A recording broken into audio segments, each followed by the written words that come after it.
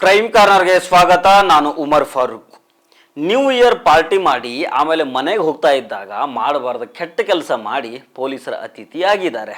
ಯಾರಂದ್ರೆ ಗಾಡಿ ಮೇಲೆ ಪ್ರೆಸ್ ಅಂತ ಬರ್ಸ್ಕೊಂಡು ದೊಡ್ಡ ಜರ್ನಲಿಸ್ಟ್ಗಳ ಥರ ಬಿಲ್ಡಪ್ ಕೊಟ್ಟು ಓಡಾಡ್ತಾ ಇದ್ದ ಯೂಟ್ಯೂಬರ್ಗಳು. ಈ ಸಂಬಂಧ ಮಾಗಡಿ ಪೊಲೀಸ್ ಸ್ಟೇಷನ್ನಲ್ಲಿ FIR ದಾಖಲಾಗಿದೆ. ಹಾಗಾದರೆ ಯಾರು ಇವರು ಯೂಟ್ಯೂಬರ್ಗಳು? ಇವರು ಮಾಡಿದ ಘನ ಕಾರ್ಯ ಎಂತಹದ್ದು? ಇದೆಲ್ಲವನ್ನು ಈ ವಿಡಿಯೋದಲ್ಲಿ ಡೀಟೇಲ್ ಆಗಿ ನೋಡೋಣ. ಆದರೆ ಅದಕ್ಕೂ ಮೊದಲು ನೀವು ನಮ್ಮ ಚಾನಲನ್ನು ಸಬ್ಸ್ಕ್ರೈಬ್ ಮಾಡಿಲ್ಲ ಅಂದರೆ ದಯವಿಟ್ಟು ಸಬ್ಸ್ಕ್ರೈಬ್ ಮಾಡ್ಕೊಳ್ಳಿ. ಹಾಗೆ ಈ ವಿಡಿಯೋವನ್ನು ಕಡೆ ತನಕ ಮಿಸ್ ಮಾಡದೆ ನೋಡಿ.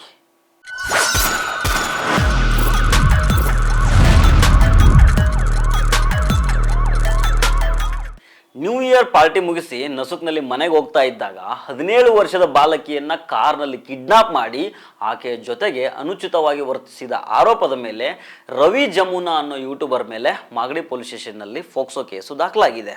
ಇವನ ಜೊತೆಗೆ ಇನ್ನೂ 3 ವಿರುದ್ಧ ಕೇಸ್ ದಾಖಲಾಗಿದೆ. ಇವನು ರವಿ ಜಮುನಾ ತುಮಕೂರು ಜಿಲ್ಲೆಯ ಶಿರಾ ಸಿಟಿಯವನು. ಯೂಟ್ಯೂಬ್ನಲ್ಲಿ RJ ಡಿಜಿಟಲ್ ನ್ಯೂಸ್ ಹೆಸರಿನಲ್ಲಿ ಚಾನಲ್ ಮಾಡ್ಕೊಂಡಿರ್ತಾನೆ.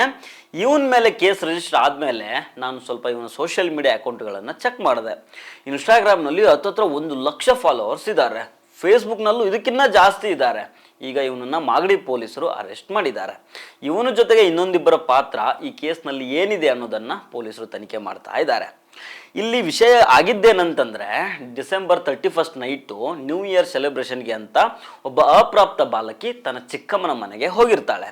ಅದೇ ಊರಲ್ಲಿ ಈ ಕೇಸಿನ ಇನ್ನೊಬ್ಬ ಆರೋಪಿಯಾಗಿರೋ ವೆಂಕಟೇಶ್ಗೆ ಸೇರಿದ್ದ ತೋಟದ ಮನೆಯಲ್ಲಿ ಈ ರವಿ ಜಮುನಾ ಸೇರಿದಂತೆ ಇನ್ನೊಂದಿಷ್ಟು ಜನ ಫ್ರೆಂಡ್ಸು ಪಾರ್ಟಿ ಮಾಡಿರ್ತಾರೆ. ಇನ್ನೊಂದು ಕಡೆ ಮನೆಯಲ್ಲಿ ಸೆಲೆಬ್ರೇಷನ್ ಮುಗಿಸ್ಕೊಂಡು ರಾತ್ರಿ 2 ಗಂಟೆ ಸುಮಾರಿಗೆ ಆ ಅಪ್ರಾಪ್ತ ಬಾಲಕಿ ತನ್ನ ಮನೆಗೆ ನಡ್ಕೊಂಡು ಬರ್ತಾ ಇರ್ತಾಳೆ. ಈ ಸಂದರ್ಭದಲ್ಲಿ ಪಾರ್ಟಿ ಮುಗಿಸ್ಕೊಂಡು ರವಿ ಜಮುನಾ ಹಾಗೂ ಆತನ ಫ್ರೆಂಡು ಕಾರ್ನಲ್ಲಿ ಆ ಬಾಲಕಿ ಹೋಗ್ತಾ ಇದ್ಲಲ್ಲ ಅದೇ ರೋಡ್ನಲ್ಲಿ ಬರ್ತಾರೆ. ಆಗ ಎದುರಿಗೆ ಸಿಕ್ಕ ಅಪ್ರಾಪ್ತ ಬಾಲಕಿಯನ್ನ ವೆಂಕಟೇಶ್ ತೋಟಕ್ಕೆ ಹೋಗೋ ದಾರಿ ಯಾವುದು ಅಂತ ಕೇಳ್ತಾರೆ. ಆಗ ಇವರ ಜೊತೆ ಮಾತಾಡೋದಕ್ಕೆ ನಿರಾಕರಿಸಿದ ಆ ಬಾಲಕಿ ತನ್ನ ಮನೆ ಕಡೆಗೆ ತನ್ನ ಪಾಡಿಗೆ ತಾನು ಹೋಗ್ತಾ ಇರ್ತಾಳೆ. ಆಗ ಈ ಆರೋಪಿಗಳು ಆಕೆಯನ್ನು ಫಾಲೋ ಮಾಡ್ಕೊಂಡು ಹೋಗಿ ಏಕಾಏಕಿ ಕಾರ್ನೊಳಗೆ ಎಳ್ಕೊಂಡ್ಬಿಡ್ತಾರೆ. ಅಪ್ರಾಪ್ತ ಬಾಲಕಿಯನ್ನ ಕಾರ್ನಲ್ಲಿ ಕೂರಿಸ್ಕೊಂಡು ಹೋಗ್ತಾ ಇರಬೇಕಾದ್ರೆ ರವಿ ಜಮುನಾ ಜೊತೆಗಿದ್ದ ಆತನ ಫ್ರೆಂಡು ಎಲ್ಲೋ ಒಂದು ಕಡೆ ಕಾರ್ನಿಂದ ಇಳ್ಕೊಳ್ತಾನೆ. ಇದಾದ್ಮೇಲೆ ಕಾರ್ನಲ್ಲಿ ರವಿ ಜಮುನಾ ಮತ್ತು ಅಪ್ರಾಪ್ತ ಬಾಲಕಿ ಇಬ್ಬರೇ ಕೂತ್ಕೊಂಡಿರ್ತಾರೆ. ಈ ಸಂದರ್ಭದಲ್ಲಿ ರವಿ ಜಮುನಾ ಅಪ್ರಾಪ್ತ ಬಾಲಕಿ ಜೊತೆಗೆ ಅನುಚಿತವಾಗಿ ವರ್ತನೆ ಮಾಡಿದ್ದಾನೆ ಅನ್ನೋ ಆರೋಪ ಕೇಳಿ ಬಂದಿದೆ. ಮೈಕೈ ಮುಟ್ಟಿ ಹಲ್ಲೆ ನಡೆಸಿ ತನ್ನ ಜೊತೆಗೆ ಕೋಆಪರೇಟ್ ಮಾಡಬೇಕು ಅಂತ ಬೆದರಿಸ್ತಾನೆ. ಮಾಗಡಿ ಕಡೆಗೆ ಕಾರ್ ಚಲಾಯಿಸಿ ಒಂದು ಕಡೆ ನಿಲ್ಲಿಸಿ ಕೆಳಗೆ ಇಳಿತಾನೆ. ಆಗ ಕಾರ್ನಲ್ಲಿ ರವಿ ಜಮುನಾ ಮೊಬೈಲ್ ತೆಗೆದುಕೊಂಡ ಅಪ್ರಾಪ್ತ ಬಾಲಕಿ ತನ್ನ ಅಣ್ಣನಿಗೆ ಕಾಲ್ ಮಾಡಿ ಈ ತನಕ ಆದ ಘಟನೆ ಮತ್ತು ಈಗ ತಾನಿರೋ ಜಾಗ ಎಲ್ಲ ಮಾಹಿತಿಯನ್ನು ಕೊಡ್ತಾಳೆ.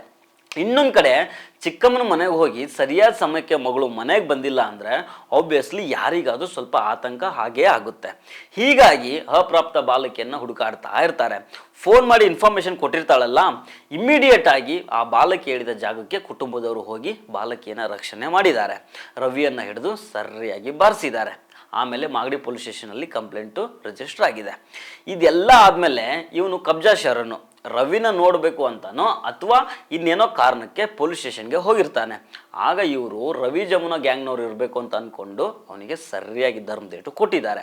ಅದಾದಮೇಲೆ ಹೊಡೆಸ್ಕೊಳ್ಳೋ ವಿಡಿಯೋ ವೈರಲ್ ಆಗ್ತಾ ಇದ್ದಂಗೆ ಇವನೇನೋ ಒಂದು ಕ್ಲಾರಿಟಿ ಕೊಟ್ಟು ವಿಡಿಯೋ ಮಾಡಿದ್ದಾನೆ. ಒಮ್ಮೆ ನೋಡ್ಕೊಂಬನ್ನಿ ಅದನ್ನು. ನಾವೇನಾದ್ರೂ ತಪ್ಪು ಮಾಡಿದ್ರೆ ಮಾಗಡಿ ಪೊಲೀಸ್ ಸ್ಟೇಷನ್ ಪೊಲೀಸರು ನಮ್ಮನ್ನು ಬಂಧಿಸ್ತಿದ್ರು. ನಾವ್ ಇವಾಗ ಧೈರ್ಯವಾಗಿ ಬಂದ್ಬಿಟ್ಟು ಬೆಂಗಳೂರಲ್ಲಿ ವಿಡಿಯೋ ಮಾಡ್ತಾ ಇದೀವಿ. ನಮ್ ತಪ್ಪಿದ್ರೆ ಖಂಡಿತ ನಮ್ಗೆ ಶಿಕ್ಷೆ ಕೊಡ್ತಾ ಇದ್ರು. ನಮ್ಗೂ ಆ ವಿಷಯಕ್ಕೆ ಸಂಬಂಧ ಇಲ್ಲ. ದಯವಿಟ್ಟು ಇಂಥ ನೆಗೆಟಿವ್ ವಿಷಯನ ಸ್ಪ್ರೆಡ್ ಮಾಡಕ್ ಹೋಗ್ಬೇಡಿ. ಫಸ್ಟ್ ಕ್ಲಾರಿಟಿ ತಗೊಳ್ಳಿ, ಯಾರು ತಪ್ಪಿದೆ ಯಾರು ತಪ್ಪಿಲ್ಲ ಅಂತೇಳಿ.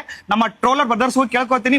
ಪ್ರತಿಯೊಬ್ಬರು ಯಾರು ವಿಡಿಯೋ ಅಪ್ಲೋಡ್ ಮಾಡ್ತಿದ್ರ ಪ್ರತಿಯೊಬ್ಬರಿಗೂ ಮನಸಾರಿ ಕೇಳ್ಕೊತೀನಿ, ದಯವಿಟ್ಟು ವಿಷಯನ ಕೇಳ್ಕೊಳ್ಳಿ. ಮಾಗಡಿ ಪೊಲೀಸರಿಗೆ ಫೋನ್ ಹಾಕ್ರಿ, ಮತ್ತೆ ಯಾರಿಗೆ ಕೇಳ್ಬೇಕು ಎಲ್ಲ ವಿಷಯಕ್ಕೂ ಫೋನ್ ಹಚ್ಚಿ ಕೇಳ್ಕೊಳ್ರಿ. ಇದ್ರಲ್ಲಿ ನಮ್ದು ಯಾವುದೇ ರೀತಿ ತಪ್ಪಿಲ್ಲ. ದಯವಿಟ್ಟು ಇಂಥ ವಿಷಯಕ್ಕೆ ಪ್ರಚೋದನೆ ಕೊಡಕ್ ಹೋಗ್ಬೇಡಿ. ಅನ್ವೇಷವಾಗಿ ಇಂಥ ವಿಡಿಯೋನ ಅಪ್ಲೋಡ್ ಮಾಡಕ್ ಹೋಗ್ಬೇಡಿ ಅಂತ ಕೇಳ್ಕೊತೀನಿ. ಇವನು ಕಬ್ಜಾ ಶರಣು. ಸ್ವಲ್ಪನೂ ಕಾಮನ್ ಸೆನ್ಸ್ ಇಲ್ಲ ಇವನಿಗೆ. ಫಾಲೋವರ್ಸ್ ಇನ್ಕ್ರೀಸ್ ಆಗಬೇಕು ಅಂದರೆ ಏನು ಬೇಕಾದರೂ ಮಾಡ್ತಾನೆ. ಬರೀ ಗಲೀಜ್ ವಿಡಿಯೋಗಳನ್ನು ಮಾಡಿ ರೀಲ್ಸ್ ಆಗ್ತಾ ಇರ್ತಾನೆ. ಇನ್ನು ಈಗ ಈ ಫೋಕ್ಸೋ ಕೇಸ್ನಲ್ಲಿ ಅರೆಸ್ಟ್ ಆಗವನಲ್ಲ ರವಿ ಜಮುನಾ, ಅವನು ಯಾವ ಸೀಮೆ ಜರ್ನಲಿಸ್ಟೋ ನನಗಂತೂ ಗೊತ್ತಿಲ್ಲ. ತನ್ನ ಗಾಡಿ ಮೇಲೆ ಪ್ರೆಸ್ ಅಂತ ಬರ್ಕೊಂಡು ಓಡಾಡ್ತಾ ಇರ್ತಾನೆ. ಅಸಲಿಗೆ ಇವರಿಗೆ ನ್ಯೂಸ್ NEWS ಅಂದ್ರೇನು, ಅದರ ಫುಲ್ ಫಾರ್ಮ್ ಏನು ಅಂತಾನೋ ಗೊತ್ತಿರಲ್ಲ. ಕೇಳಿ ನೋಡ್ಬೇಕಾದ್ರೆ ನೀವು ಸುಮ್ಮನೆ ಹವಾ ಮೇಂಟೈನ್ ಮಾಡೋದಕ್ಕಂತ ಪ್ರೆಸ್ ಅಂತ ಬರ್ಕೊಂಡು ಓಡಾಡ್ತಾ ಇರ್ತವೆ. ಬಿಡಿ, ಅವರವರ ಕರ್ಮ ಅವ್ರಿಗೆ ಬಿಟ್ಟಿದ್ದು. ಇಂಥವ್ರ ಬಗ್ಗೆ ನಾವ್ಯಾಕೆ ಮಾತಾಡಬೇಕು? ಈಗ ಇವನ ಮೇಲೆ ಫೋಕ್ಸೋ ಕೇಸ್ ದಾಖಲಾಗಿದೆ, ಮುಂದೇನಾಗುತ್ತೆ ಅನ್ನೋದನ್ನು ಕಾದು ನೋಡೋಣ. ಸೊ ಫ್ರೆಂಡ್ಸ್, ಇದು ಇವತ್ತಿನ ಕ್ರೈಮ್ ಕಾರ್ನರ್. ಮತ್ತೆ ಭೇಟಿ ಆಗ್ತಿರೋಣ. ನಮಸ್ಕಾರ.